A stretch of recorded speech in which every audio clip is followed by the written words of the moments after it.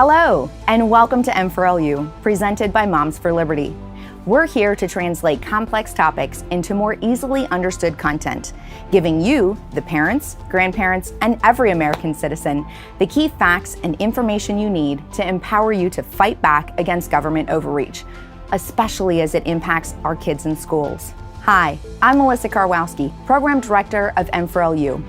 Each month, we'll focus on a single topic, ideology, or issue that impacts our kids, schools, and communities. We'll approach it from multiple angles, starting with a 101 intro lecture, followed by a 102 course that goes a little deeper on the topic. If available, we'll do a virtual watch party of a film relating to the topic, and finally culminate with a monthly book club discussion. Best of all, every event will have live Q&A with experts in the field to help us make sense of it all. We understand this can be a lot to digest, but don't worry, we've got your back. You'll find a corresponding toolkit in the resource library at m4lu.org. In addition to recordings of all monthly events, each toolkit will include a curated smart book, presentation slides that can be used at chapter meetings, related white papers, articles, podcasts, and so much more. Now, before we get started, just a few housekeeping items. Depending on what device you are using, there should be an audience chat and Q&A feature at the right of your screen.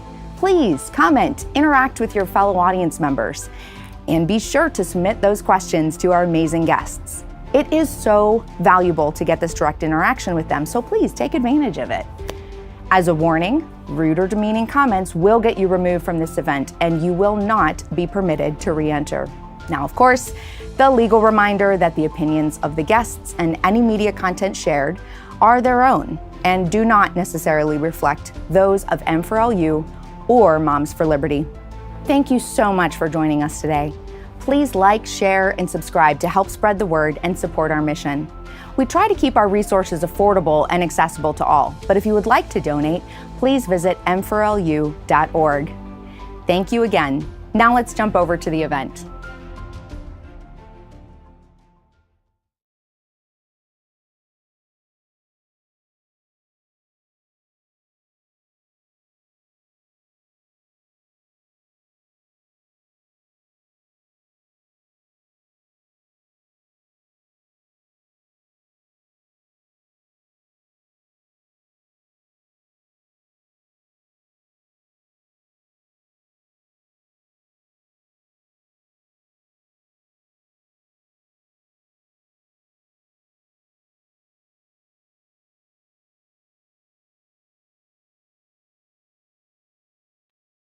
All right.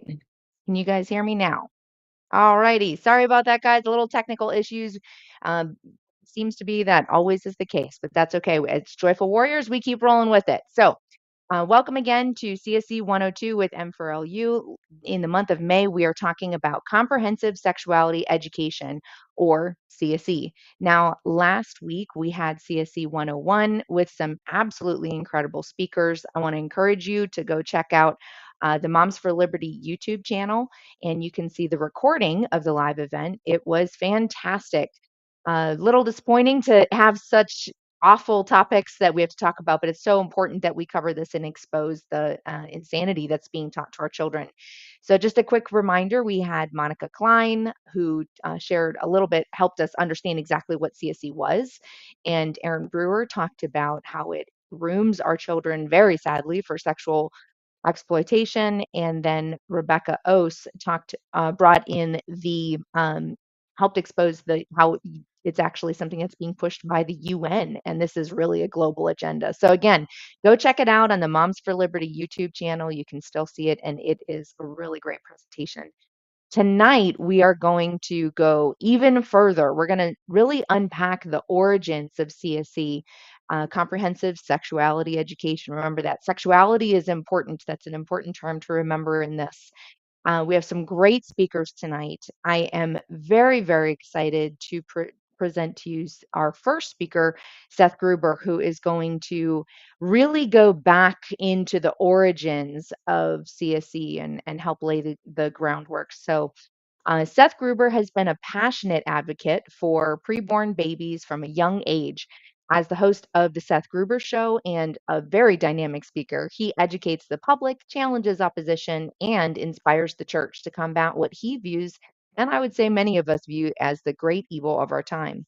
In 2022, he founded the White Rose Resistance, now the fastest growing pro life ministry in America, and just released an incredible, very powerful new book and documentary last year titled The 1916 Project.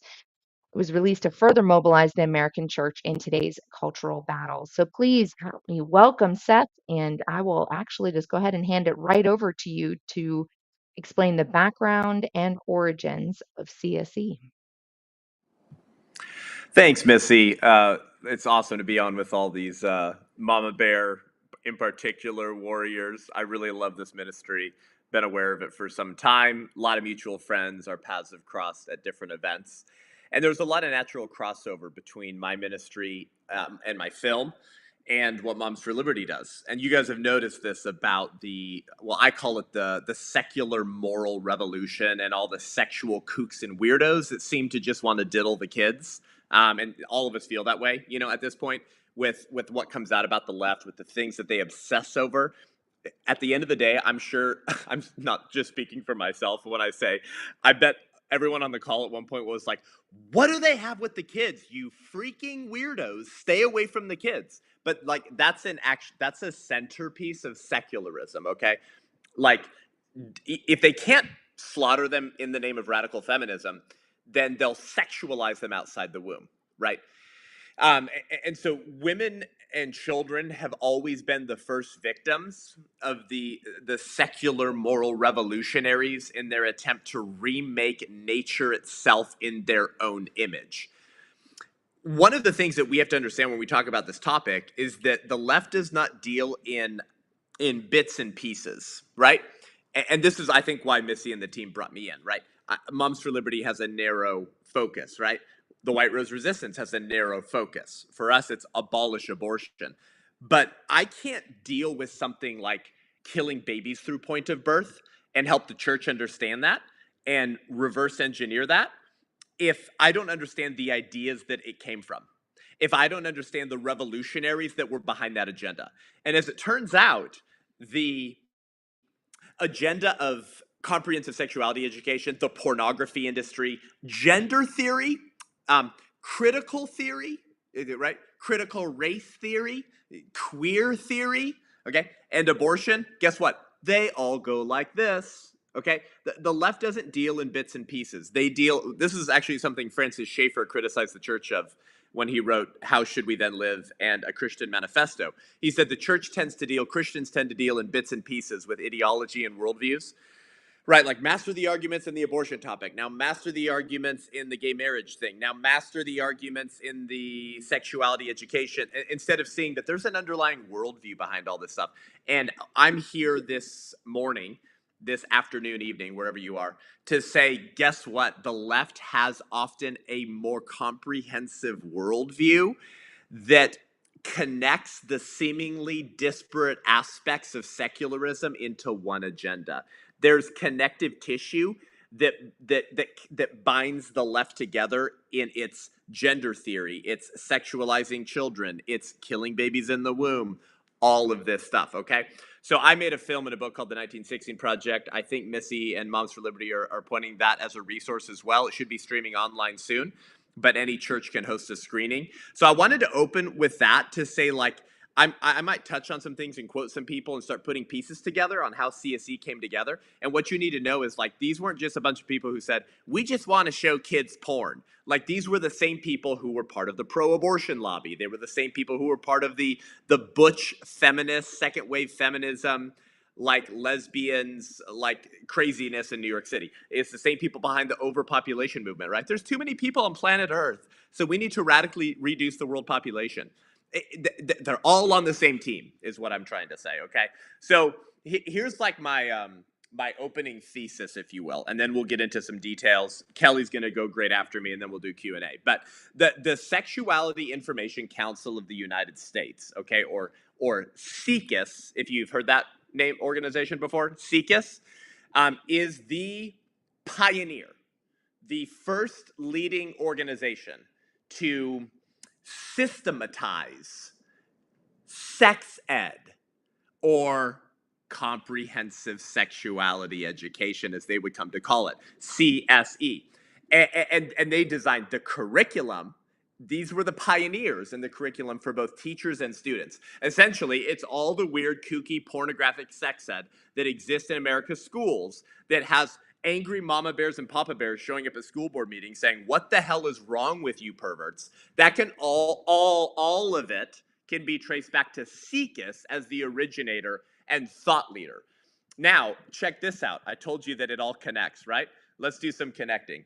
Started by Planned Parenthood's medical director, interesting, started by their national medical director, Mary Calderon, in 1964, Sekus claimed that their work was for exclusively religious, charitable, scientific, literary, or educational purposes. And with enough links to the communist and humanist organizations to make your head spin, Sekus is anything but a scientific, follow the science, and educational enterprise. With board members and founders who defended incest, yes, that's right, and were obsessed with the sexuality of children, Sekus maintained from their first years as an organization that children were sexual beings with sexual needs, and that the force of sexuality should be integrated into the total personality of a child. Yep. Exclusively citing their own board members and their own friends to bolster their new social science, Sekus received funding from Hugh Hefner, the founder of Playboy magazine, maintained a close relationship with Alfred Kinsey and the Kinsey Institute at Indiana University. They pioneered sensitivity training. They produced sex ed resources that published porn and Playboy reprints. Sekus was, from the beginning, an institutional tool in sexual revolutionaries' toolkit to break down the Judeo-Christian culture and sexualize children, while they're still too young and innocent to know that they are lab rats being used by social scientists to usher in the Marxist revolution. There you go. That's the introduction to my little opening comments here. That's the summary. Okay, you can clip that if you forget everything else I say over the next 15 minutes. That's where comprehensive sexuality education comes from. Okay, now you guys might be aware of the obscenity laws. Monica Klein might have. Monica's a good friend, but I wasn't able to make the 101. So Monica Klein might have touched on this, but have you guys ever, the moms here, drop in a comment in the audience. I'm curious for everyone on here. Have you ever, over the last 5 years, seen the porn in the classroom, or you see the school board turn off the mic when my friend John Amanchukwu, who's in my film, reads the stuff out loud, right? It's like, that's inappropriate. It's like, then why is it in the fifth grader's school library, you perverts, right? Have y'all ever looked at that and gone, I don't understand. Why don't they just send the sheriff down to arrest the school board members or the people at the school having the porn books in the library? Go ahead and say yes if you've ever had that thought. Why? Isn't it porn? Why don't they just send the sheriff down? Why don't we just arrest these people? I thought it was illegal to show porn for kids. Yeah, everyone's saying yes. Okay. Do you want to know why? Here's how clever and strategic sexual perverts are. Yes, sorry, it's true. Sexual perverts are often very strategic and very clever. It's been said that lust darkens the mind, okay? So it makes you dark, but it doesn't make you stupid. And the left has used the force of sexuality as a way to incite youngsters to a sexual frenzy to make them easier to control. So one of the things that Sekus and their whole cabal did, which I'll explain more of the connections in just a second, is they were very successful, very strategic in lobbying before state boards of education to change the obscenity laws so that what used to be illegal to show a child, a minor, is now legal if it's done for educational purposes in the public school classroom. So some of those books in the library and some of Sekus's own sex ed stuff, that Planned Parenthood uses it. Oh, by the way, trivia time. Put in the comments, who's the largest provider today in 2025 of comprehensive sexuality education, CSE? Go ahead and put it in. Who's the largest provider in America of comprehensive sexuality education? I'm super curious to see who's the based, most red-pilled mom or dad on the call today. I'll look for it if you guys pop it in. So they were very successful in changing the laws so that if I had shown that curriculum to your kids, if you had me over for dinner, Terry, it's Planned Parenthood, exactly. You could have me arrested if I showed that kind of filth to your children. But if you took the same booklet and you put it in a public school classroom, then it's no longer illegal because it's educational purposes. So that is how successful they've been. And so if my numbers are still correct, there's something like 38 states that have obscenity exemption laws. 38 states that have obscenity exemption. In other words, yeah, it is obscene and it is pornographic, but we have an exemption for porn as long as it's in a public school classroom because the context and how it's being used is for educational purposes, okay? Well, check this out. This is so insane. Okay, guess who footed the bill to pay to bring in the sex ed experts to lobby before state boards of education to change the obscenity laws? Penthouse magazine. Penthouse, the more hardcore version of Playboy. Penthouse footed the bill, and nearly all the speakers lobbying before state boards of education to change the obscenity laws were on the payroll of the pornography industry.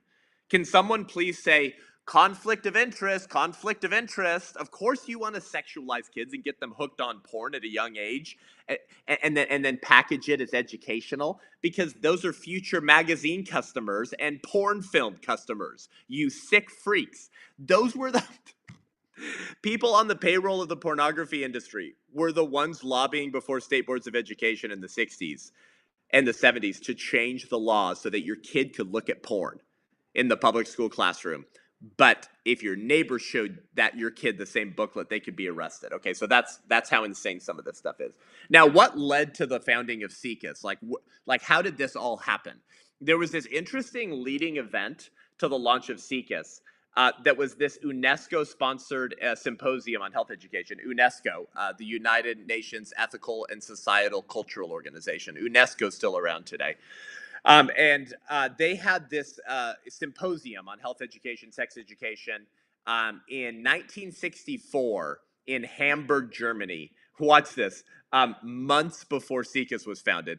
Months before CSE was founded in Hamburg, Germany. And it was attended by educators from all parts of the free world and Iron Curtain countries. Now, there was a journalist who attended this symposium, international symposium on sex ed. Her name was Brigitta Linner. She was the author of a book called Sex and Society in Sweden. Brigitta Linner, spelled Linner. And she reported on the 1964 United Nations conference and verified that the sex education proposal that was put forth for universal use in all these free countries was put forth by the Swedish delegates. And the Swedish program that was offered at this Hamburg, Germany health symposium included abortion, birth control, venereal disease, and sexual deviations. Okay, like teaching kids all of these different ways to do weird sex stuff. Okay, and it was reported that the CSE concept of sex education ended up being a carbon copy of the Swedish program as adopted by UNESCO. So it was no coincidence, apparently, that CSE was formed only a few months after this United Nations 1964 symposium. Okay, so I say that to tell you this. Much of the filth that led to the founding of CSE, who becomes the pioneer in crafting all of the comprehensive sexuality education as you know it today, actually involved the United Nations, which shouldn't surprise you. The United Nations was pushing this kind of filth, and the World Health Organization and organizations like that, way before they became American leftist organizations. And the history behind this is pretty shocking and pretty disturbing. In fact, Mary Calderon's husband, remember, Mary Calderon is the founder of CSE after she was Planned Parenthood's medical director. Her husband, Frank Calderon, served as the chief administrator for the World Health Organization for a man named G. Brock Chisholm. And why is this interesting? Because um, G. Brock Chisholm, who was Mary Calderon's husband's boss. I know this is a lot of crazy history, but he, as the head of the World Health Organization, G. Brock Chisholm participated in laying the foundation for sex education with Julian Huxley, who is the brother of Aldous Huxley, who wrote Brave New World. And Julian Huxley was one of the big American leftist humanists who was involved in a lot of the weird sex ed stuff. And they laid the foundation for sex education and sensitivity training as early as the late 40s by way of 3 lectures delivered in Washington, D.C., where G. Brock Chisholm appeared upon the invitation by former communist Alger Hiss. And Chisholm gives these lectures in D.C. to lay the foundation for the comprehensive sex ed that has us all pissed off today. And there he advocated starting sex ed in the 4th grade. And in this lecture in Washington, D.C., this is kind of one of those smoking guns, you know, like the thing that gives it all away. Like, you know, when the left says the quiet part out loud and you're like, oh, I know that's what you really wanted, right? So let me say this again. So G. Brock Chisholm, who was the boss of Mary Calderon's husband, Frank Calderon, Chisholm, who led the World Health Organization, spoke in D.C. like almost 2 decades, maybe 17, 18 years before CSE is founded. And he said that we have to eliminate the way of the elders. And he insisted on eradicating the concept of right and wrong. End quote. Eradicating the concept of right and wrong.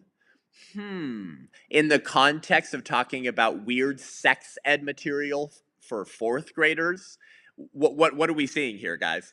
That when you sexualize youngsters and you incite them to a sexual frenzy, you encourage them to indulge any and all sexual appetites at a young, innocent stage where they shouldn't even be thinking about such things, much less acting upon them, they become much easier to control, right?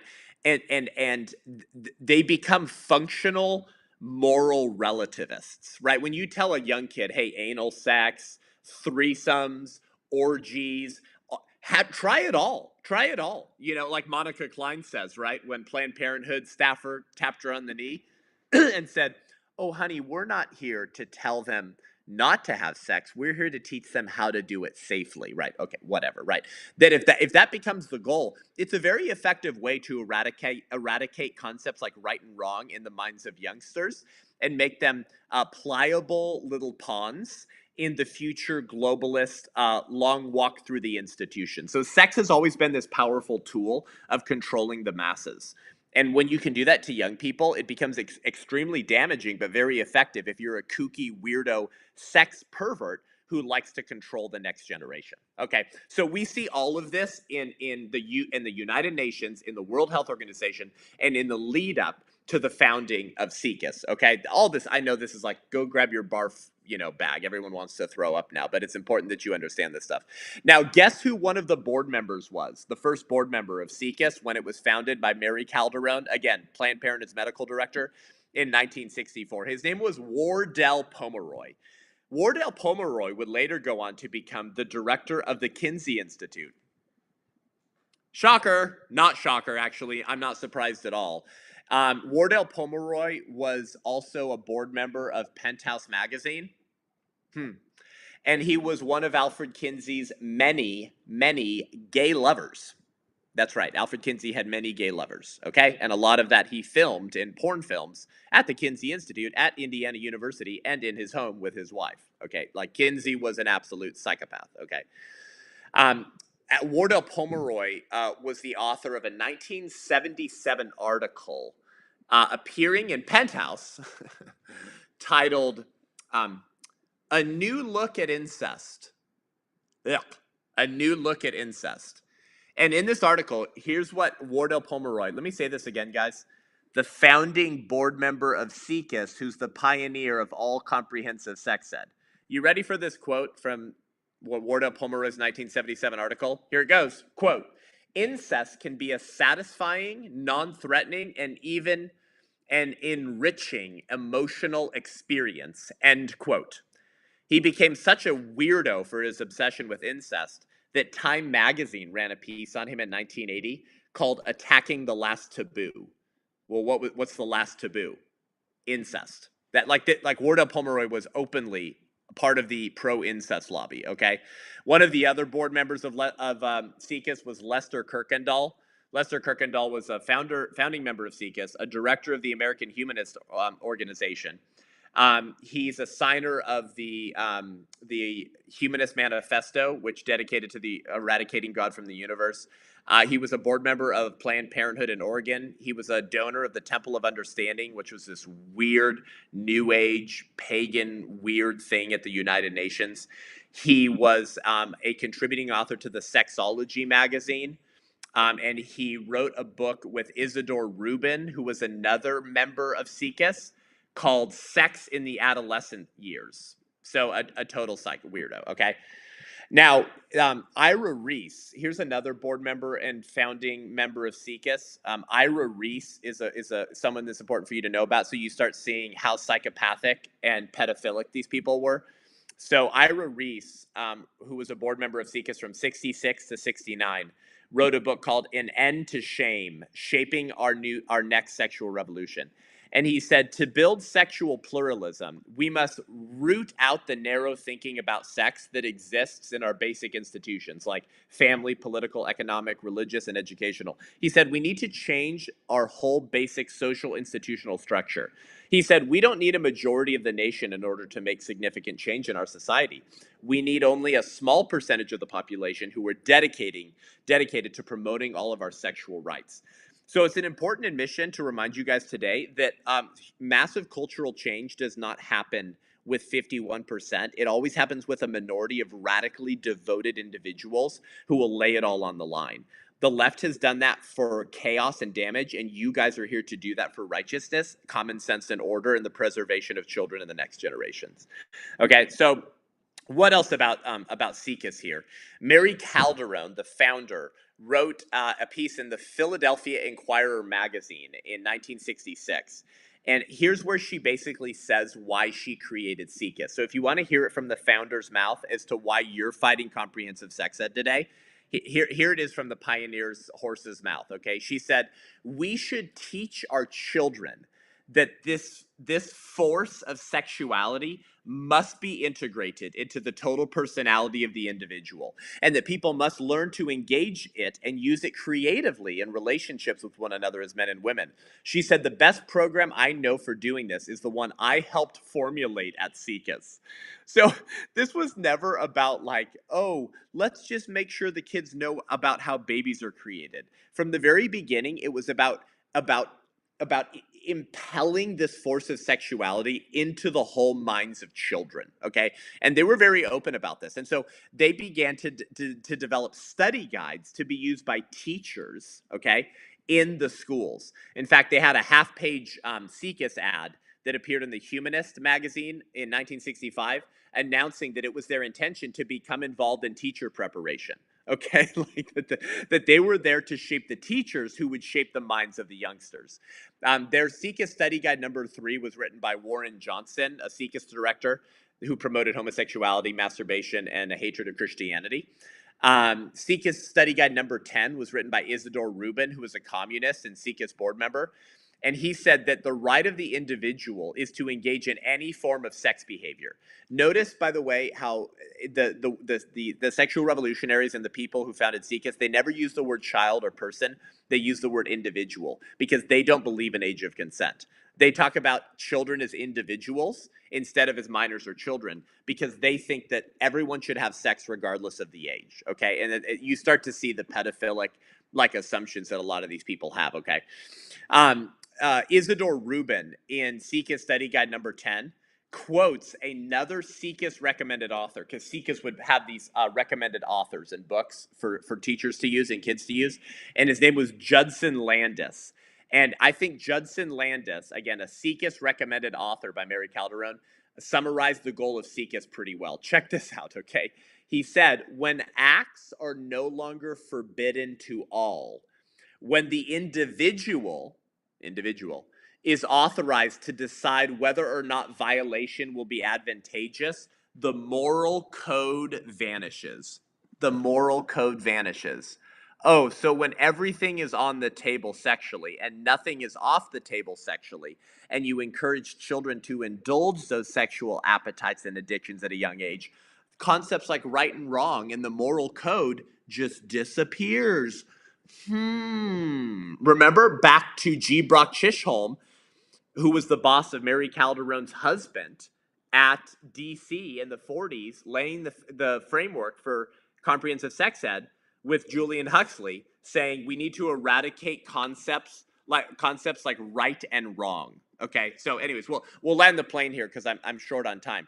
But basically, you need to understand that all of the CSE study guides recommended pornography drawings, pornography magazines. All of their funders were humanists, were on the board of the American Humanist Association, or were part of the United Nations, or worked for Alfred Kinsey, or were having sex with Alfred Kinsey, or worked for Playboy magazine, or were part of the abortion lobby. In fact, the CSE itself, guess where they launched CSE? At the Kinsey Institute. And all of the scientific sources in all of the CSE study guides, when you follow the citations for these new claims about the science of sexuality, when you follow the citations, guess where you always end up back at?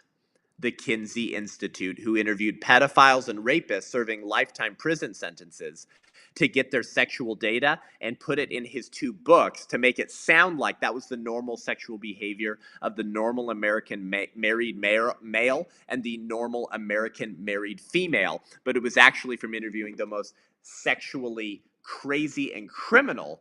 And that data helped shift American culture by telling the next generation that this was, in fact, the kind of behaviors that most Americans were engaging in sexually. And this is what put the sexual revolution on steroids. And this is what provided the facade of science for the filth that you're fighting in your counties, in your states, in your classrooms, and in your school boards today.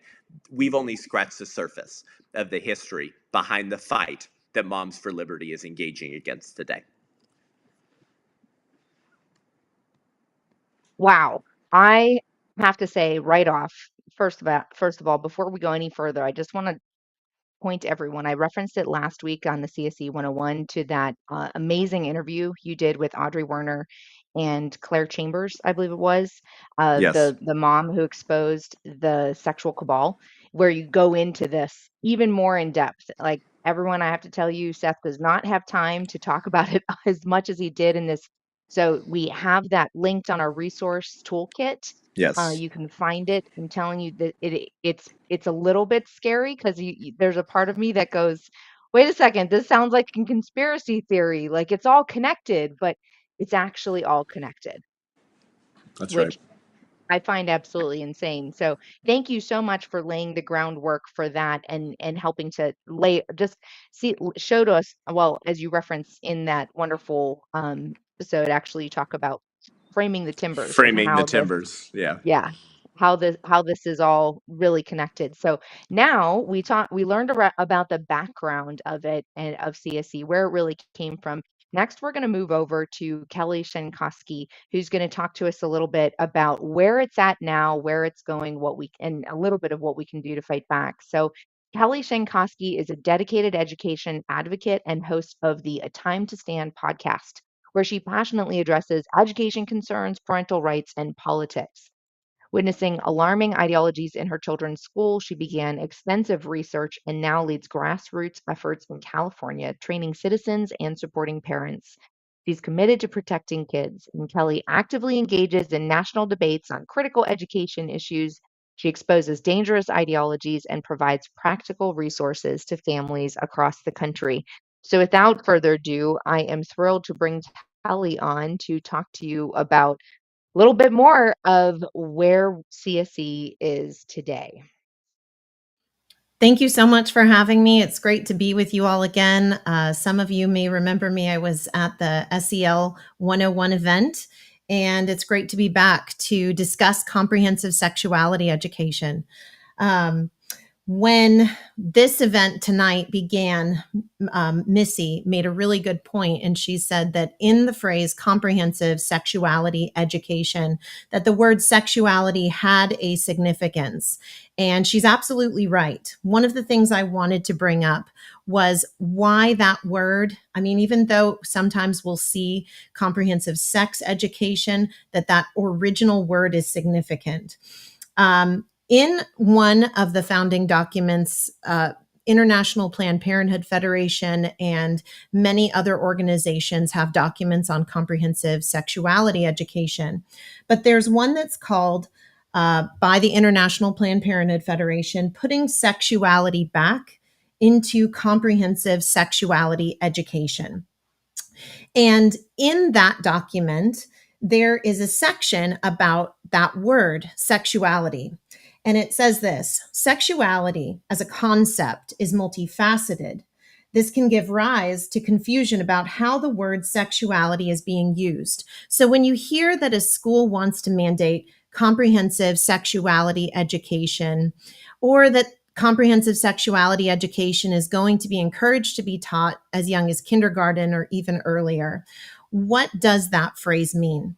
So in this document, they actually reference a definition that was established by the World Health Organization, and it states this: the WHO defines sexuality as, quote, a central aspect of being human throughout life, which encompasses sex, gender identities and roles, sexual orientation, eroticism, pleasure, intimacy, and reproduction. And that's an end quote. So when you hear that phrase, comprehensive sexuality education, that middle terminology and the definition of terms established by these proponents and activists for this model, for this plan, is really significant to understand what their definition is. We're living in a time when lots of words are being redefined. And even within this particular topic, it's important to understand the marketing, the model in which they're seeking to get optimal buy-in and market this to the public. So depending on where you live, you might be hearing of comprehensive health curriculum, or you might be hearing comprehensive sex education, or comprehensive sexuality education, or you might just be hearing family life curriculum. So these are all some of the terms that they use to advance the ideas of comprehensive sexuality education curricula.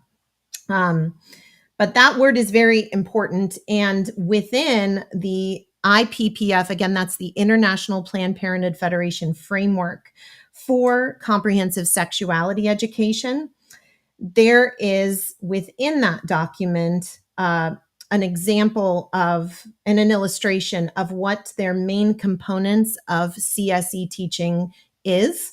And that includes seven main points. One, gender. And so this would incorporate gender ideology. Two, sexual and reproductive health and HIV. So when you hear sexual and reproductive health, SRH, or sexual and reproductive health and rights, SRHR, this is going to encompass not just abortion pill, those typical ideas that are underneath that umbrella of SRH, sexual and reproductive health, as they call it. But this would also include the concerning gender ideology and the medicalization of this. We're talking about concerning medications and drugs that sterilize young people, puberty blockers, cross-sex hormones, and surgeries. So this is encompassed into that. And it's really important to be aware of, because in curricula that's already out there today in comprehensive sexuality education, the ideas of not just gender ideology, this idea that there's an expansion of we're not just male and female, but this idea using whether it's a gender unicorn or a gender bread person, as they use this idea that it's in the mind, and that it's limitless. And again, as Seth discussed, these ideas are rooted in the studies of Kinsey, sexology, queer theory, and so on and so forth. Another couple of points. Point number 3 for comprehensive sexuality education is sexual rights and sexual citizenship. So these are probably new ideas to you.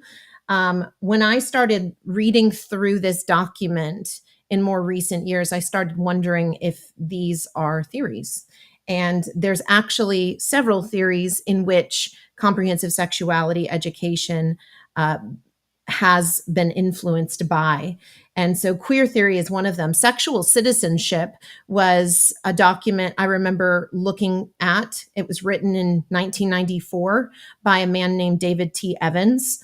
And he himself was a student of queer theory. And so there's already the concepts of this idea that your sexual citizenship is separate from other aspects of citizenship. And when you hear the way in which they're framing, when they say that phrase, sexual rights, that all these things are a human right, you have a right to fill in the blank, that is a marketing slogan. And it's important for us to be aware of the marketing that they're using to try and get that optimal buy-in from the public. Even when they initially, here in my state of California, this is the interesting thing. I remember friends of mine, when we were addressing the California Healthy Youth Act here in California, many friends of mine had already been aware of CSE because they were already going to the UN. And a friend of mine, April, who I interviewed, she shared with me about how CSE typically is introduced by, whether it's schools that are voluntarily accepting and choosing to partake in this, but it's also oftentimes forced, because you don't see people out in the streets that are demanding and marching for CSE, for this new explicit graphic form of sex education. You don't see this, that we're not seeing a demand all of a sudden. Oftentimes the proponents, what they do is they find some people who will create a story for them, and they'll say, oh, we're going to tell this through a story. And that is a way to use emotional appeal in marketing to try and get optimal buy-in from the audience without a full comprehensive picture of the curricula and content that's being promoted, where it derives from, etc. So when you're thinking about looking into CSE, I want you, when you're reviewing a curriculum, particularly parents, I want you to look at curricula as if you are now working for a marketing team for one of the biggest companies in the United States, and you're particularly getting ready to analyze marketing pitches for a Super Bowl ad. I want you to start studying curricula in this same way, because, for example, we talked about different organizations that have influenced CSE, CCUS, that one, absolutely. Another one being Advocates for Youth. And Advocates for Youth was not originally under that name. It started in 1980 as the Center for Population Options. And now Advocates for Youth is partnered. They helped work on the National Sexuality Education Standards, which is broadly used. They've worked with UNESCO. I know UNESCO was mentioned. The United Nations and the International Planned Parenthood Federation and many other groups are highly involved in the implementation of and promotion for this explicit graphic sexuality education. And in that, Advocates for Youth also is managing amaze.org. And amaze.org creates these marketing cartoon videos that they say is for ages 10 and up. But these videos have been shown to students as young as definitely first grade in school. There is a video that Amaze puts out, and I often encourage parents when they're trying to understand CSE to particularly watch the Amaze video on virginity. And the reason being is this: you're going to be able to witness the multifaceted layers of their marketing model to minors. Because when you're studying marketing, you're studying color, you're studying tone, you're studying the narrator's voice, the screenplay type text that's being used, and how that coordinates with the cartoon characters or whoever's on the screen. You're also paying attention to the other additional layers. What's in the background? Pause frame. Watch that video and pause frame. So when you watch the virginity video specifically by Amaze, there's a couple things that you're able to pick up.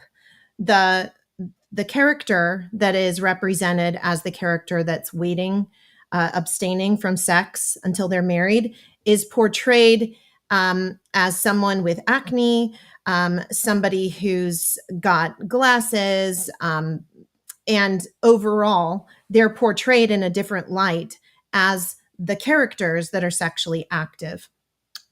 This student is also portrayed as religious in that video. And then while the narrator is talking about a whole aspect of topics in that particular amaze.org video, the narrator says oral sex while this female character takes a bite of a hot dog.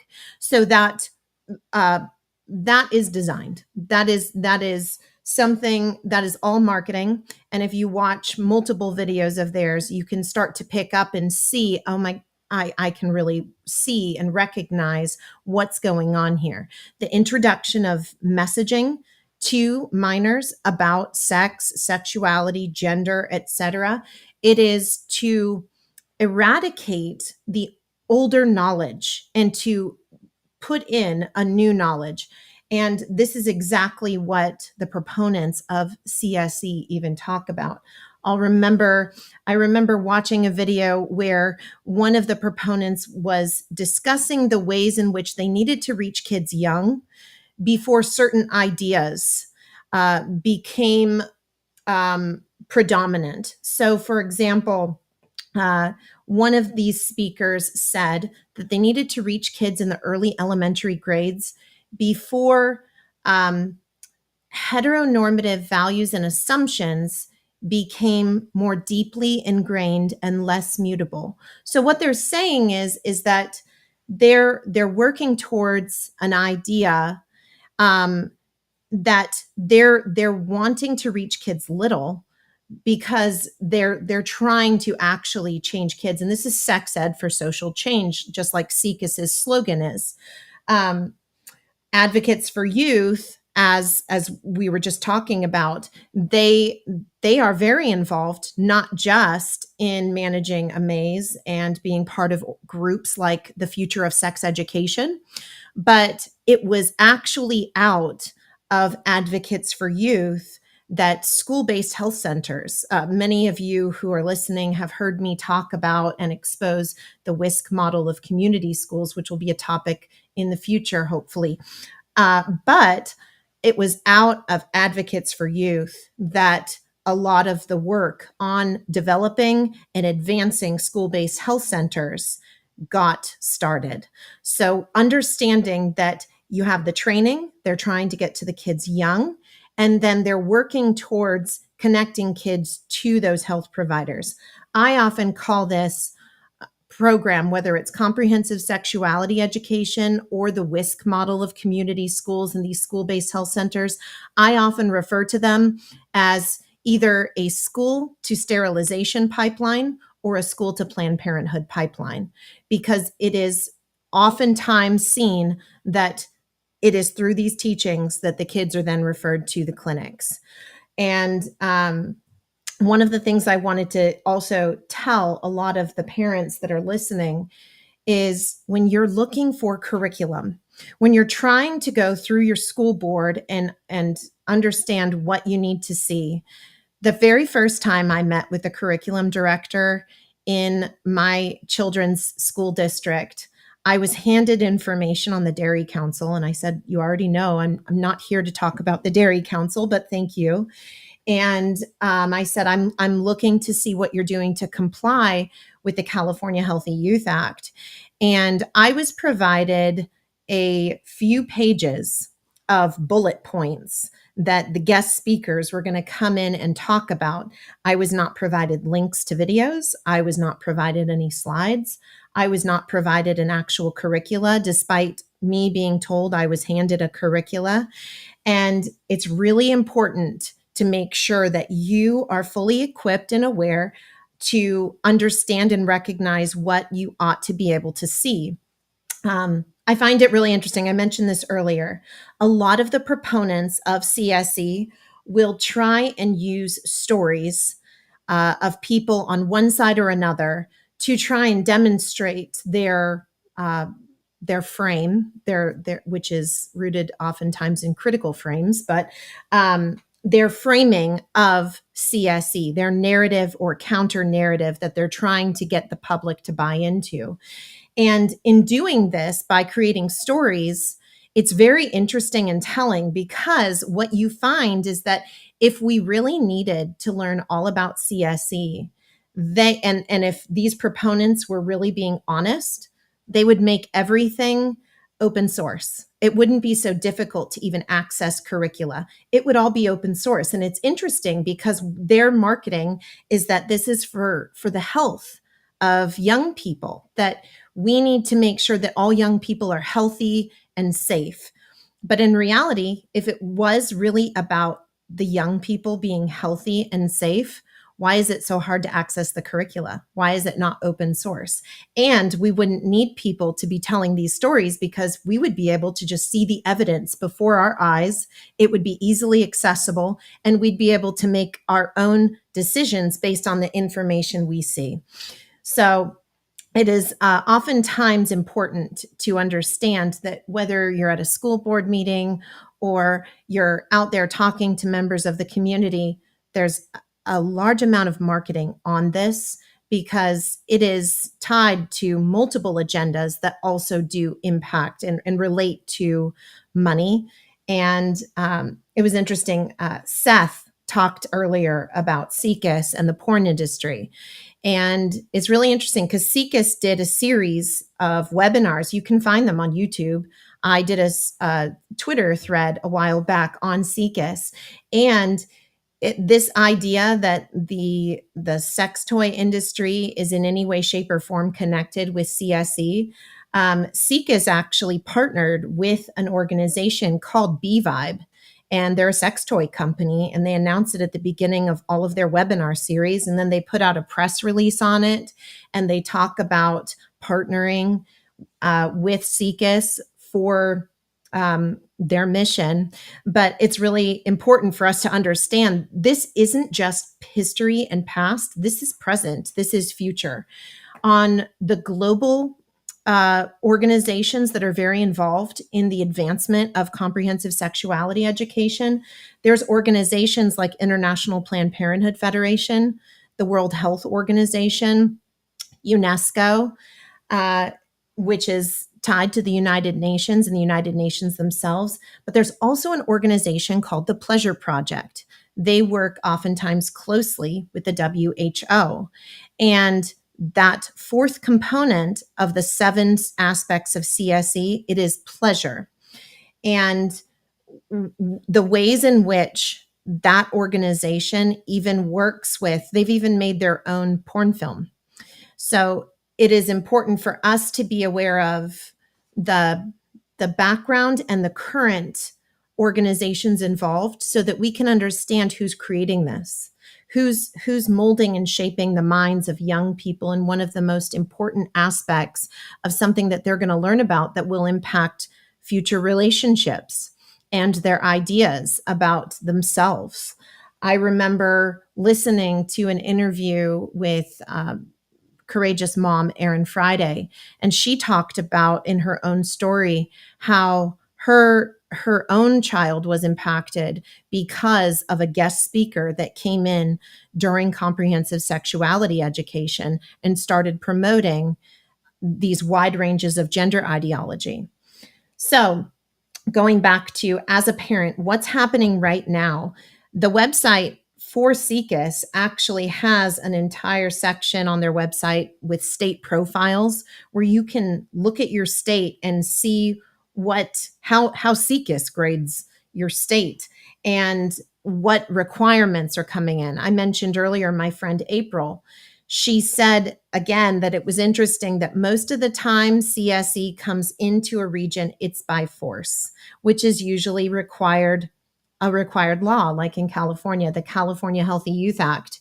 Every school in the state of California was told that they had to start by 2018 implementing CSE once in middle school and once in high school, but every district had the freedom to add additional grades as they decided as a school board. And then what happened is parents throughout the state of California here were fighting to try and just get access to the curriculum, which is still incredibly difficult. Parents trying to access even the digital versions of CSE are running into difficulty because the school district is giving them a link, and that link is requiring them to put in all of this personal information, which I don't recommend you do. I think that's a tremendous issue in CSE today, is that we're going to start seeing digital forms of this curricula introduced to young people. And if parents want access to it, parents are being told that they have to provide all of this personal information about their name, their email, their child's full name, where their child goes to school, their child's teacher, all to a third-party organization. One of the things that I'm hopeful of, that I'm thankful that parents are doing, is they're starting to understand their rights in this and the importance of transparency, even when curricula is challenging to access. And parents are also taking things to court. And one of the areas in California and other regions that is really starting to be challenged. In California, parents were told that we lost the right to opt our children out of sexual orientation and gender identity and expression teaching. So SOGIE, SOGIE. And parents are taking this issue to court. And it looks like parents are already starting to see success. So it's important for us to be willing to talk with people about this and also know how to find this. So if you're looking in your school board agenda, this is what I want you to pay attention to. If you have a searchable school board agenda and you're trying to find something, you might look for specific curricula names, or you might just search sex education, health, family life. These are some words that may allow you to then see a contract agreement or a memorandum of understanding. And if you're going to speak to somebody at the school, I usually recommend that you speak to your director of curriculum. And you should find out, based on the laws in your state, especially, but also in your given district, what curricula or supplemental curricula is being used to teach health and sex education or comprehensive sexuality education. I would ask specifically to see any slides, teacher training slides, student slides, but ask to view them in presentation mode, because here in California, we found that was significantly different. Some schools were just putting a binder in their front office, and the binder just showed images. And so because I had researched this, I knew that one of the printed pages in this binder was an amaze.org video, but there was no link to the video. There was no title to the video. There was next to no information. And then you don't obviously know, if you're a parent, that that's a video. And so parents should be able to see all of the slides in presentation mode. It's important to understand what books and literature are being used and referred to. There was a young woman named Kaya that I interviewed, and her school district actually based their entire curriculum off of a book that is explicit and graphic called SEX, The All You Need to Know Guide to Get You Through Your Teens and 20s by Heather Carina. Heather Karina, speaking of, is an article that she had written was exposed on Twitter, that has been archived. It was taken off of her website. She runs a website called Scarletine, and it's important for you parents to understand that Scarletine is often used to create CSE curricula, but it's often also a website that students are referred to. So Karina, as exposed by Paul Rossi on Twitter, the article attributed to Karina says, as they're talking about minors and sex, it says rape is sex without consent. Though child molestation is rape, it does not follow that all sex with a minor is rape. Wow. That's what the article says. And it continues to say, unless we are stating that our young men and women are mentally disabled and thus unable to give consent, thus making all sexual acts performed by a minor into rape by definition, whether with adults or peers. Then it says this by this author whose content informs and is recommended through CSE curricula. It says this: we cannot say that a youth who says yes emphatically to any sexual relationship has not given consent if we have furnished them with the information they require to do so. So this is a very serious concern. This article, again, Paul Rossi exposed this. It was archived and called The Rage of Consent. And consent is a very interesting topic within CSE because many people have heard good things about teaching consent, but they're not aware of how consent is taught in CSE. So one of the ways that consent may be taught is students in a group of their class, surrounded by their peers, may have a guest speaker, for example, come into the classroom. The guest speaker is somebody that they've never met, and they will be given a sexual script to act out in front of their peers. And so they might be told that I'm at a party, or I'm feeling this right now. I want to do this to you. And that is supposed to be acted out. What this does is this, one, reduces teenagers' natural boundaries, their natural healthy boundaries. And the focus on teaching a minor who cannot legally consent to sex on how to consent is a very serious concern, blurring these boundaries. Not only that, but it is diminishing teaching young people to avoid sexual activity. It's also diminishing the topic of actually empowering kids how to say no. And the reason I like to bring this up is because so often young people already know from their parents, from their schools, from their sports teams, they have been taught, it is ingrained into them to be obedient and to say yes. And oftentimes, if you're a young teenager or a preteen or an elementary schooler, it is so important for those kids to be able to be trained and taught that there is a good time to scream, there is a good time to say no, and there is a good time to get away. And what I'm concerned with this topic of consent is that while it's being framed saying that it's a mechanism to reduce sexual assault, I actually see it as somebody who was sexually assaulted when I was in 8th grade as a huge concern, because if I had only been taught how to say yes, it would have been much harder to stand up and to fight back. And so that I think is very important. Parents oftentimes are teaching kids to say yes, but there's so many times to teach our kids to say no. With regards to going back to really quick before I wrap this up, curricula to be looking out for, what games are being played in the class, you should be able to hear that from the school district. What tools are going to be used, because they're actually advertising to health educators, PE teachers, in educational magazines, little penis models that actually squirt fluid and then can be examined under UV light. So understand what tools are being used by the class, what games are going to be played, what apps and websites and organizations are the students referred to. Oftentimes today in CSE, students are being referred to school-based health clinics. They're being encouraged to access health care without their parents or guardians present.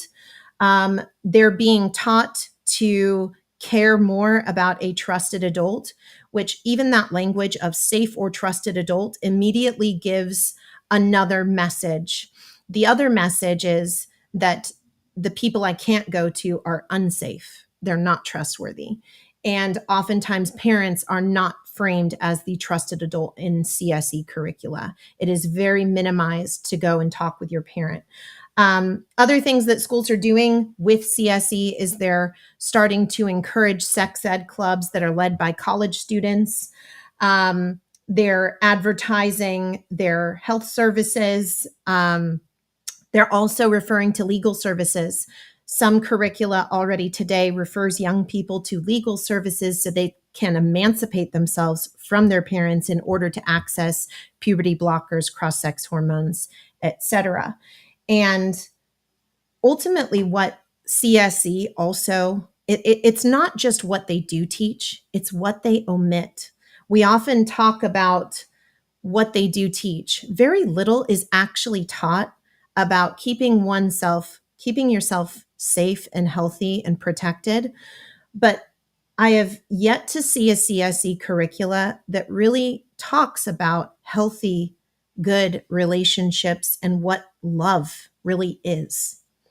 Something that can last a lifetime. What does that look like? There's so much missing from CSE because this is a whole goal of changing a young child's, an impressionable child's worldview on a variety of ways using sex, sexuality, gender, etc. So it's manipulating a child who's impressionable, like putty in their hands, like a puppet, to then in turn advance their goals, advance their agenda. And children and teens deserve the gift of a childhood. Too often today, adults are treated like children, and children are treated like adults, in my opinion, in society. And the relationships that people want to have are just glossed over. They're minimized. A healthy family is one of the strongest things that we can develop. There's all different kinds of families out there, but a family where the parent and their children, their sons, their daughters, their teenagers are having a good communication, a good relationship is so important. Having meals around the table, being able to teach your children topics that are not age appropriate in the definition of CSE, which is a very loosely defined term that they use, but actually truly age appropriate, and being able to ingrain into your children and instill values and encourage them to ask questions of you, the parent, to be able to tell you things. And one more thing that I think is really important while we're talking about CSE and all of these topics is to be ensuring that your child knows that if they're uncomfortable with something being taught at school or something a teacher has told them, to empower your child to say, this doesn't make me feel comfortable, I'm going to the front office. Or this goes against my own personal beliefs and values, and I'm going to the front office. I'm not going to sit here through this lesson. That's not easy to do, but it is something worth letting your child know that they have that permission from you to do so. And also, if an adult at school is doing something that is wrong or asking them to go to a school-based health center or inviting them to a particular club, that child could say, you know what, I heard that invitation and I think I'm going to call my mom or my dad and ask them about it and see what they think, because you just invited me to this and I'm going to run this by my parents.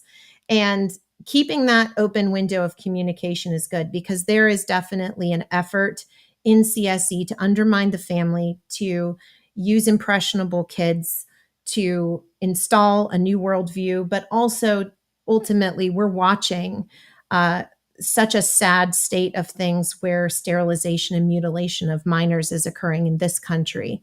And that is being promoted through CSE. And so we as parents can be informed. We can inform others with love and respect and speaking the truth in love. And then we can also stand up to this and let our legislators know that we don't want this, that we didn't ask for it, that it's not valuable. And we don't need these individuals and these organizations teaching our kids. So thank you. Oh, thank you so much for sharing all of that. And especially, I really appreciate the action items that you put forward and the opportunity or the hopeful message there. Because honestly, some of this is so, frankly, it's kind of depressing to think that all this is happening. The idea that the families being attacked, that we have all of this that we're fighting against. It's so helpful to have a positivity, a positive message come out of this as well. So I appreciate that. Okay, I am very much looking forward to moving on to our Q&A now. So bringing all of our guests on screen, I have a couple of things that I want to touch on first. So I was, first of all, I just have to comment that I was shocked to hear that the parents in California have lost the ability to opt out of education, that they don't they are not comfortable with. That floored me. Um, one of our when I was previously talking with our team, one of the things that we had asked was, with the state of CSE or sex ed in general, where we're going. At Moms for Liberty, we often talk about opt-outs and being very aware of that. And is that the only option left now? What do you do in that situation where you can't opt out? What's the option there? If in that case, and that this is one of the things I said, is that parents are seeing success with lawsuits. I definitely recommend sunlight through journalism and basically legal counsel to see if they have an opportunity to take this to court, because that is one of the ways that we challenge and fight back what's wrongly being implemented through legislation and departments of education. So absolutely, I think it's important for us to look into the options of contacting and seeing what our legal parameters are in those cases. It's a lot. But it's honestly, it's important. We have to be willing to step up and take it to the courts. I think that's really something that we definitely unfortunately, we have to keep that as an option. Okay, we have a lot of questions that are submitted in our Q&A, so I'm going to ask our moderator to bring up our first question. What can we look at first? Okay, why are public schools still promoting curricula influenced by Alfred Kinsey's ideas, especially when they emphasize sexual exploitation in children? So I think it's really important for everyone to understand that the left is usually, or more often than not, exactly what they call their political opponents, exactly what they criticize the other side. You guys are racists. It turns out the left is super racist. They don't think black people are smart enough to go figure out how to get their ID taken for their license. You see all these reporting stories, right? It's like they're like, if you have voter ID laws, liberals are they're on street people doing interviews. They're like, black people won't be able to vote. It's like, wow, you sound get behind me, KKK. They're always almost what they criticize of you beings when they're saying oh, conservatives, because I hear all the stuff about Catholics and the priests having sex with the kids, and there's always some new sexual scandal on the right. They're like, it's the right that has a sex problem. It's like, dude, you guys are pushing for laws to chop off children's genitals. And you're saying we shouldn't call pedophiles, we should call them minor attracted persons. Okay? So, anyway, I could ramble and ramble and ramble. But that question is such a good-hearted question, right? Because the person asking that is I just don't understand. Why would they still use this stuff if it actually all goes back to Kinsey, who died from orchitis, which happens when you masturbate too vigorously and violently. By the way, that's how Kinsey died. So can someone say poetic justice, please? And the guy literally covered for sexual pedophiles and criminals while they were still raping kids, and he wouldn't report them to the police because they wouldn't be able to continue interviewing the sexual criminals, and he wanted to continue getting their data. Okay, so like for example, when they put up the Kinsey Institute, the statue of Kinsey in 2020 or 2021, guys, just a few years ago, a brand new statue of Alfred Kinsey outside of the Kinsey Institute at Indiana University. After everything we know, you can no longer. I won't attribute. What's the line? I won't attribute to stupidity what I can attribute to malice. Because I actually don't think the left is that stupid, guys. I don't. I don't think the leftist strategists behind our culture of death are dumb. I think they're very intentional. And so I just can't believe that it's like, oh, they just don't know what Kinsey really was about and what he did. No, I don't want to insult your intelligence that much, you leftist kooky weirdos. I think you freaking know exactly who he was, and that's where you're trying to move the culture. So I'll wrap up that question just by saying this. It wasn't all that long ago, guys, that the left said, we just want to eradicate the laws against sodomy.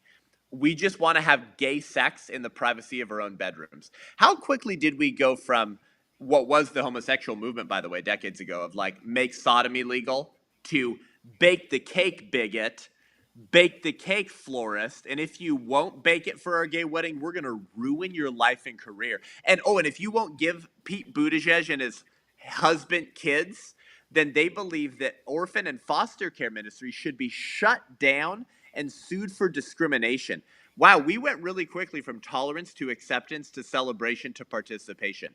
It always goes that way. So the left's never going to come out and say, yeah, we want to diddle the kids and we want to remove consent laws for sex. We want them to go away. They're not going to say that. But they didn't say decades ago that they wanted gay people to get married and have kids and deny them a mother. But here is where we are.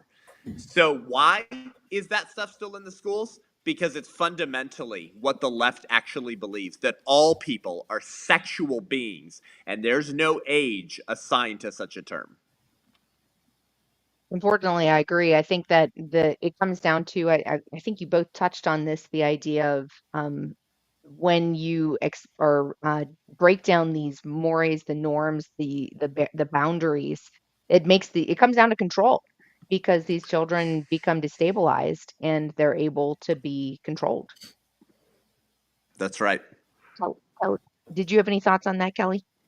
Well, actually, I mean, just off of what you said, in Hungary, in I believe it was 1919, I think it was Georgi, probably not saying his name correctly, Lukács, who, in order to install Marxism, the very first thing he did to separate the older generations with the youth was to sexualize the curricula. And this tactic's been used, before multiple times. And as we know, I think schools are promoting all kinds of things because whether it's queer theory or whatever it is, people have embraced these ideas. And really, the sad reality is that there's kids being hurt by this. And I think one of the things I want to tell every parent listening tonight is that you are in the driver's seat. You are in the driver's seat. Even when you see all of these things, you get to have the say. You are the one to stand in between you stand in between your child when they're young and the harm that is trying to not just capture their choices, but capture their hearts and their minds. And so be encouraged. Don't be afraid to speak up. Yes, people will say mean things. People will, a lot of times those are tactics that are already designed.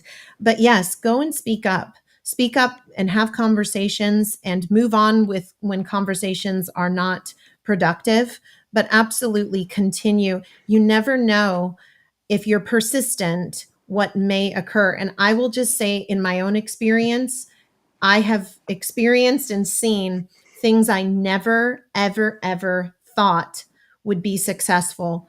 Some things moving in a right direction. And I will also say this one more thing for the time being, when my two children were in the public school, um, they had experiences where they witnessed backlash by school staff after mom and dad spoke at a school board meeting. And guess what that did to my kids? It made them more solidified in the values of the family, because they saw how harsh and cruel some of the school staff were about my husband and I, but also particularly taking that anger out on them as little kids. And those little memories, when they were in fourth grade or first grade, stuck with them. Now my kids are teenagers and they're much older, and they know so much more. But those experiences, unfortunate as they may have been used for good to solidify what is good in them, because they've seen the reality. So do be wanna say encouraged, one parents. I wanna say one quick encouragement is in another way on that, because you are very lucky that not lucky, you are very wise to be involved at an early age for your children. So my kids are older and having and I was not in a place where I just didn't need to be involved. I thought I didn't need to be involved because everything seemed fine, right? And little lo and behold, little did I know. So I want to encourage the parents that if you are looking with if it's still worth the fight, even if Mhm. you're at a place where your kids might not be as eager to have their parents stand up and fight, because after all, it could embarrass them. It might be hard. And I get it. We don't want to add extra burden to them, but and I'm not saying that we should do this in a way that's going to cause massive pain and heartache for the child if possible, but it's still worth fighting for them. Oh Even if yeah. your child is like, "Mom, you're embarrassing me." Like they're worth fighting for, in my opinion. So just want to Mhm. encourage parents on that part too, because this was my experience. Um, Thank you both. That was great. All right, I know we have another question next. Moderator, what do we have up next? If our school accepts federal or nonprofit grants tied to sex education, what strings are attached? Do these grants mandate certain ideological content? So you both talked about all sorts of government strings and ties and money. So I definitely want to hear on this one what your thoughts are. Kelly, go ahead. Well, I have been learning more about grants and funding from a friend of mine, and you can follow her on Twitter. It's at M8MA Bear, Mama Bear, but the first A is an 8. And with regards to monies being received by the school district, there's a phrase called cooperative agreements. And these cooperative agreements, or fine print, is where you're going to see the details of what is being required. So, for example, I mentioned earlier school based health clinics. A lot of the grant monies for school based health clinics have come out of HHS, especially under the last administration. So, it's important to be aware of what those grants being applied for do, and then what the fine print is. So, it is a very important thing to start to pay attention to the money that your school receives and what those grants do. So, whether it's the state giving money, or particularly the federal grant monies, which can come from a variety of places. And I will add this: everybody across the country, but also across the globe, suddenly everybody's talking about mental health. One of the key architects of the community schools model was interviewed back in the late 1990s. And in that interview, the interviewer asked, "Is mental health a big deal? Is it going to be a big deal?" And the response was, "Oh, yeah, that's the big one." So this was back in the 1990s, when they were already planning for mental health programs in schools.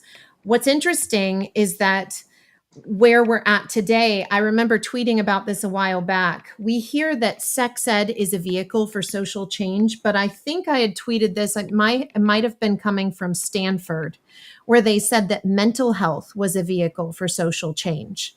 And so, what do? You have another audience of impressionable people that are seeking in a very vulnerable place to get help. And guess what can happen then?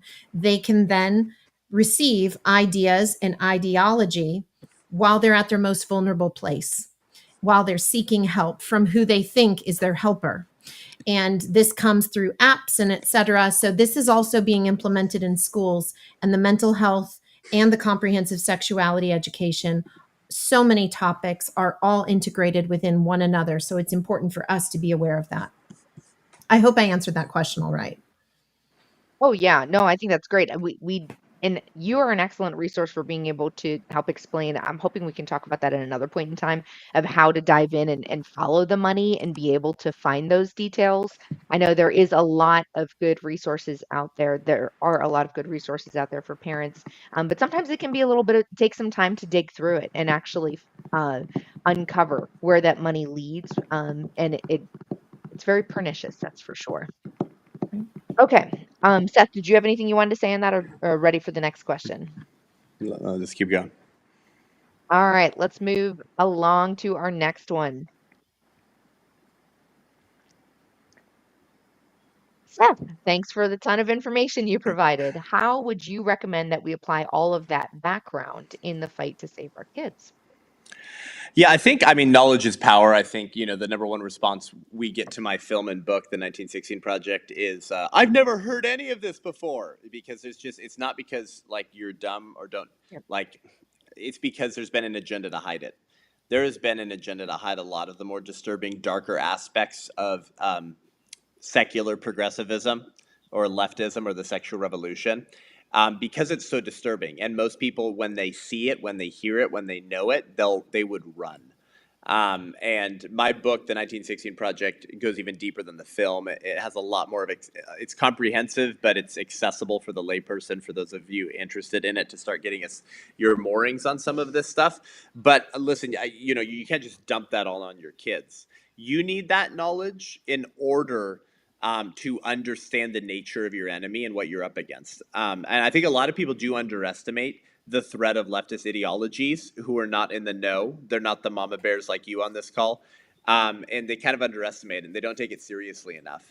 But I think post 2020, a lot of people are like, okay, when we do nothing, everything goes to hell in a handbasket. And can we still hang Anthony Fauci in the public square, please? Like, I think most people now at this point are just like, oh, wow, the left is really dirty, disgusting, pervy, and very dangerous. And it's really important that people are awakened and equipped with that information. And so, how do you apply that in the fight to save your kids? I mean, just seek as much information as you possibly can so that you know what you're up against. And I think it's important to know what the cost is if you do nothing. And like, hey, maybe you pull your kids from the school. Like, I'm never sending my kids to public school, just speaking for me personally. And if you're in the ability, and this is just me speaking for Seth Gruber, but if you have the ability to pull your kids from public school, I would actually say that you have a moral mandate to do so. Unless you're in a small Midwest town and all the Christians run the local public school. But like, by and large, like, the public schools are just absolute poison. But I still care about the fight for the kids in America, even if they're not my kids, because that's what Christians do. Okay, Christians protect the young, the vulnerable, the innocent. One of the first fruits of revival, speaking from a Christian worldview, one of the first fruits of revival historically has been a concern for and protection of women and children. It's one of the first fruits that there's been a spiritual revival, is Christians start to care about protecting the young, the vulnerable, the marginalized, the voiceless again. And when I look at our society, guys, I see women and children being targeted and actually vulnerable again through the trans stuff, the women's locker room, the sports, the bathroom stuff, and the kids with the stuff in the junk in the schools and the trans stuff on the kids and killing the babies in the womb. And so, like, responsible adults care about safeguarding the next generation, even if your kids are homeschooled and they're little dragon slayer studs. You should still care about the next generation, because that's what responsible adults do, for goodness sake. And so what should you do with all this information? Know your enemy. arm yourself, research so that you know what the stakes are, what the cost of losing this is, and you can throw that filth right back into the face of the sexual revolutionaries and cultural Marxists when you encounter them, and expose them publicly for the pedophilic, demonic, anti-child agenda that they're engaged in. And when you have those facts, and you've got a few of them just on call in your memory, just a few, you can be very effective at awakening other people in your life who are maybe apolitical. They're not super leftist, but they're not conservatives, and get them mobilized, get them signed up in this fight to protect children. So that's why and how. That is, I just want to reiterate a couple of things you said there, because you've said this in some other podcasts I've listened to too. I believe, especially in that one that I've referenced already. But are people in the Bible? What is the you say this verse a lot, that my people die for lack of knowledge, Yep. and My people are being that, destroyed for lack of yes, knowledge. yes. And that is really important. Like, we are living in a society that is so easily distracted, right? Like, it's actually a little disturbing. If people haven't read A Brave New World, I strongly encourage you to read that. And remember that it's from the 20s. It is from 1920s. It's not a recent book, and it looks like a reflection of our society. You combine that with George Orwell's 1984, and it is very Yeah. eerie. I mean, and of course, Orwell was the student of Aldous Huxley. So, it's all these things again come together. In any case, that knowledge is really valuable, because many of these people are not expecting you to be able to have information to fight back. And you're right, you don't have to know everything, but knowing a couple of these key facts, those connections, what Kelly, what you talked about of Advocates for Youth actually running a maze. I didn't realize that they ran a maze, but then understanding what their origins are, knowing that CSE it is coming from Planned Parenthood, and all of those things. When you connect it all, it's like, wait a second, this sounds really good, but it's really not. And it's those key facts that I want to encourage everyone. I try to say this at every event. I don't think I do, but I try to as much as possible. Don't expect to change someone's mind in one conversation. It's going to take multiple conversations to get through to people, and that's okay. You can use this information to lay the seeds, or plant the seeds and lay the groundwork, so that you're able to help someone maybe move over in a better path. So just keep that in mind. The knowledge is so important. Okay, I know we are already over. Do you guys have time for one more question? Yeah. All right, Seth, do you have time for one more question, or do you need to jump because we're already over? I'll see if I want to answer it, or if it's all Okay, if Kelly. you need to jump, no problem. We can always have Kelly answer this one too. Let's bring up our last question for the day. All right, this is a really good one. So, why is it considered unacceptable to teach religious beliefs in public schools, but it's acceptable to promote ideologies that resemble, well, I would say they actually are like the new woke religions, around identity, desire, and self-definition? These movements feel like a religion. Okay, so I have to speak to that really quick, and then I'll let Kelly wrap up thoughts, and then I'll go, because we're on a little family vacation right now. But yeah, wake up time, guys. What a great question. Let's get super uncomfortable. There will be a theocracy, and there will be a dominant morality and religion in the public square. The question is not will there be, but which one and whose.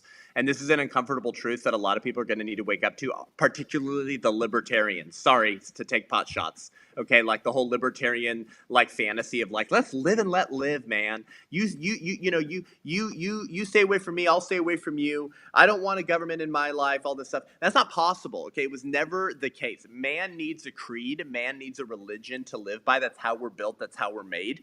And so when you rip God out of a society, okay, guess what? We don't enter an Elizabeth Warren Indian warlord utopia where we pet squirrels in the forest and rub each other's back.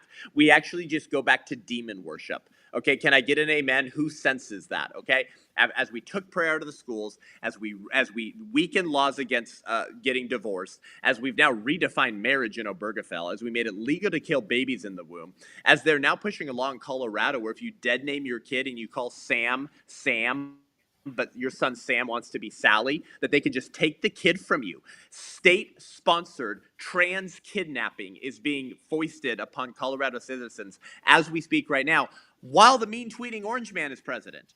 under a like decently conservative administration. Like, who senses this, guys? Okay, you cannot have a pluralistic society where all religions and ideologies just all get along together. And of course, the left is fundamentally religious. Okay, when they say, "Hey, you can't," what's the only book that's banned in the classrooms? The Bible. Okay, not the Quran, not Playboy, not Penthouse. Okay, the only book that's banned is the Bible. Why do you think that is? Because it provides the moral and spiritual framework for the founding of this country and the only ideas that will continue to make her great. And so, all we're having at the end of the day, guess what? All human conflict is ultimately theological. The culture war we're in is actually a proxy war for a far deeper spiritual war. And as a Christian, I'm unafraid to talk about this. You will have a religion in the public square. We're living under paganism, humanism, neo-Malthusianism, Darwinism, and Kinsey's sexual ethics. If it feels good, do it. Have sex with kids. Steal kids from their parents. It's Baal, Asherah, and Molech worship. You go back to the Old Testament, Ishtar or Asherah, guys, guess what that was? Orgies and weird sex cults.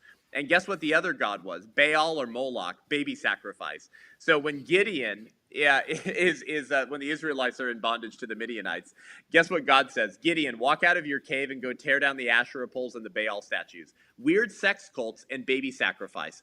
Huh. Wait, are you telling me that weird sex cults always go together with baby sacrifice? Oh, how interesting. What are the two gods of American culture today, guys, if not weird sex cults and child sacrifice? As it was in Judges 6, so it is today. This is a religious war, and it always was. I'm actually not calling for a religious war. I'm asking us to acknowledge what we're living in and through already.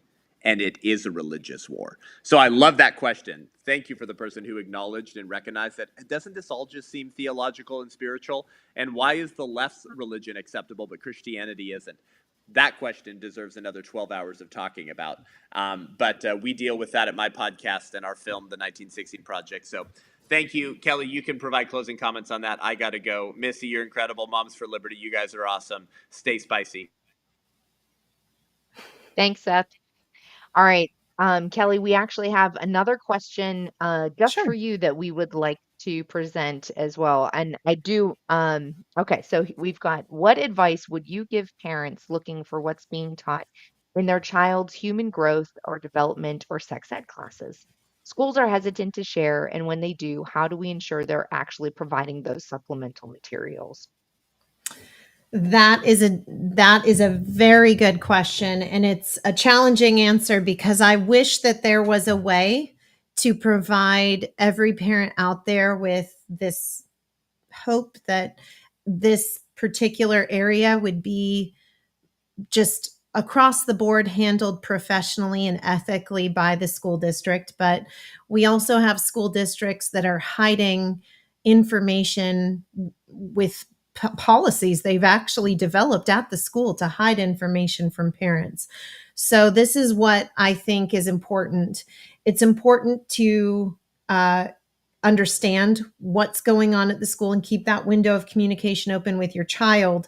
But I will say, from experience in California and many different parent groups that got activated back in particularly 2018 and 19, when the implementation of the California Healthy Youth Act happened, we were seeing, as parents had experiences, and they would go to their district office, and the district office would show them curricula and then add or remove content after the parent had viewed the curricula, which, to my understanding, they have the legal right to do that.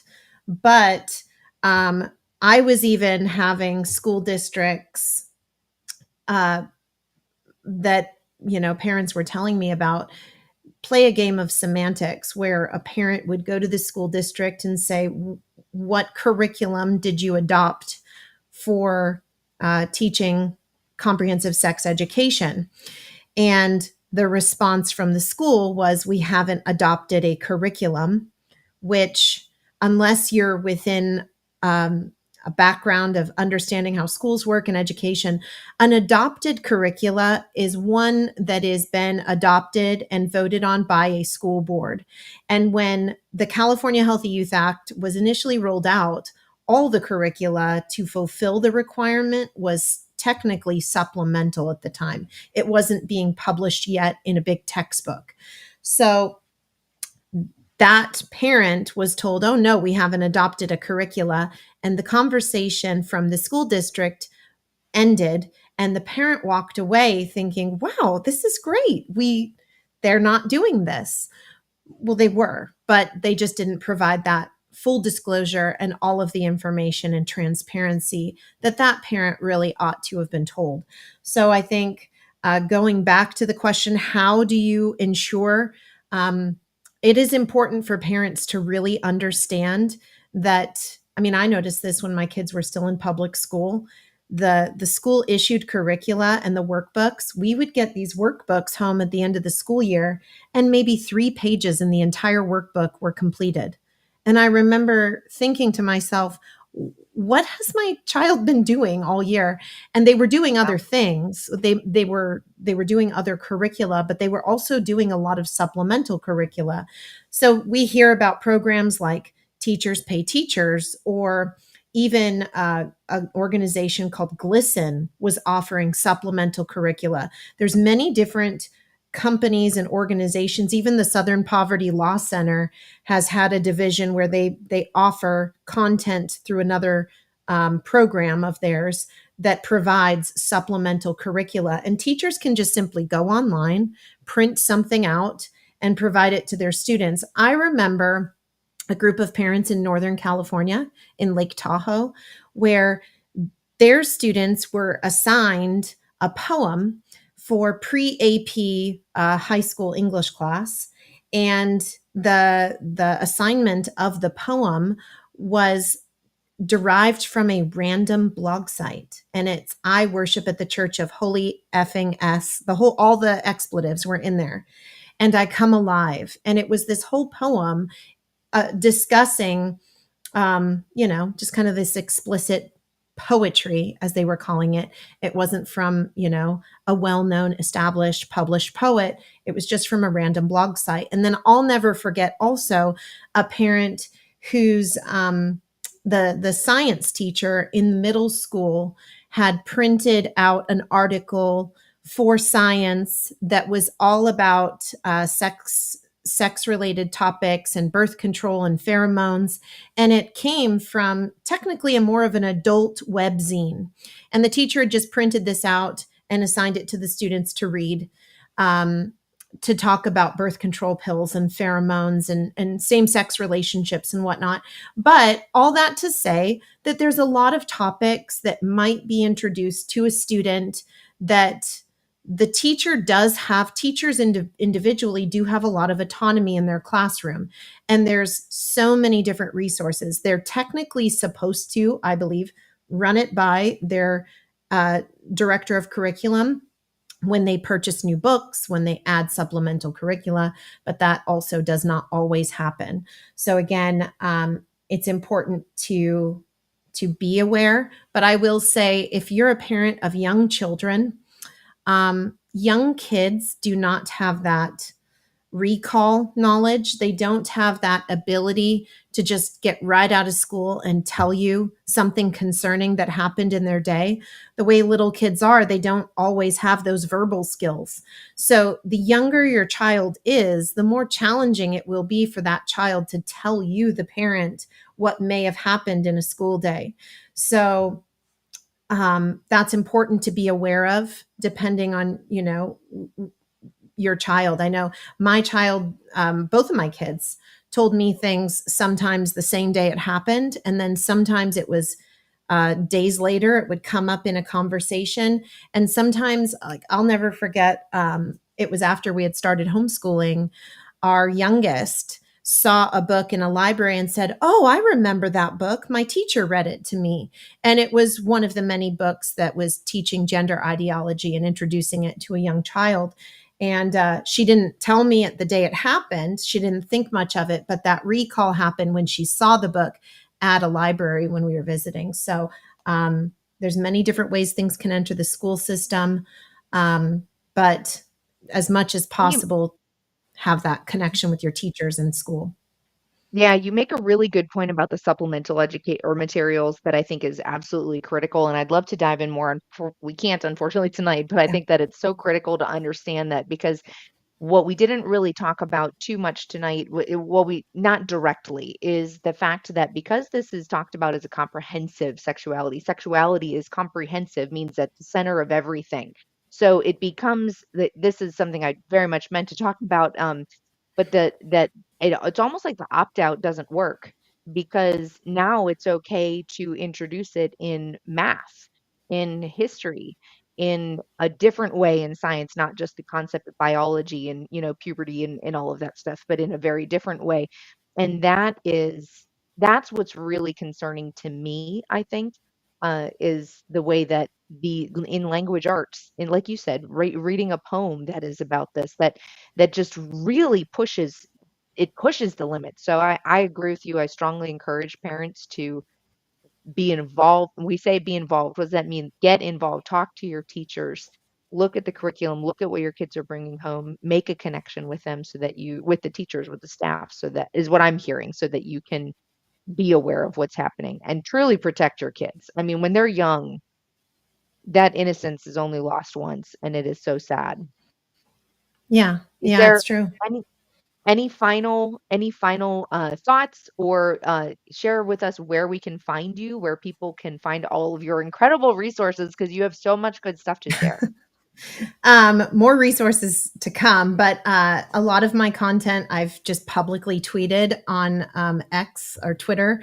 My handle is at KELLYSKE, and the SKE is just a simple way.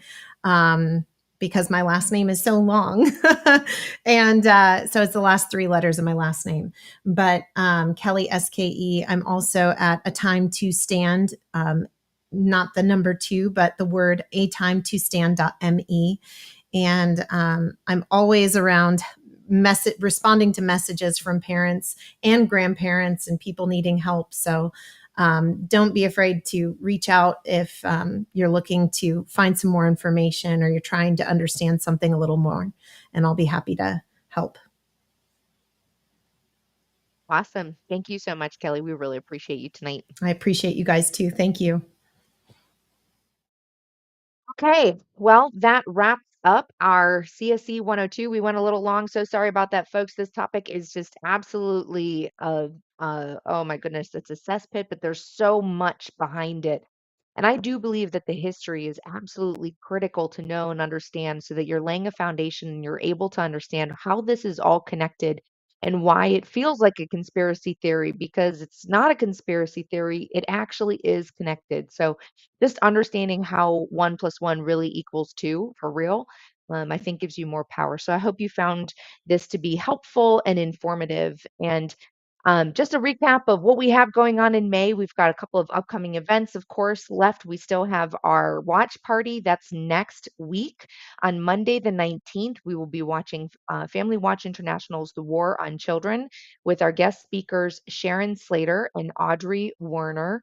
We're going to especially be focusing on how to fight back, what you can do to respond to this. So you aren't going to want to miss that. It's a little bit more of a focus on the international, how this is being pushed internationally, but we're going to be really talking about things that you can do here at home.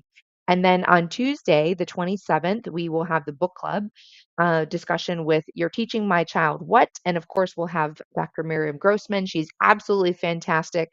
This book is very readable. It is really, really good information, very disturbing information, very medical, lots of very medical information there, but it's stuff that you really should know. It's very, very valuable information. So please check it out.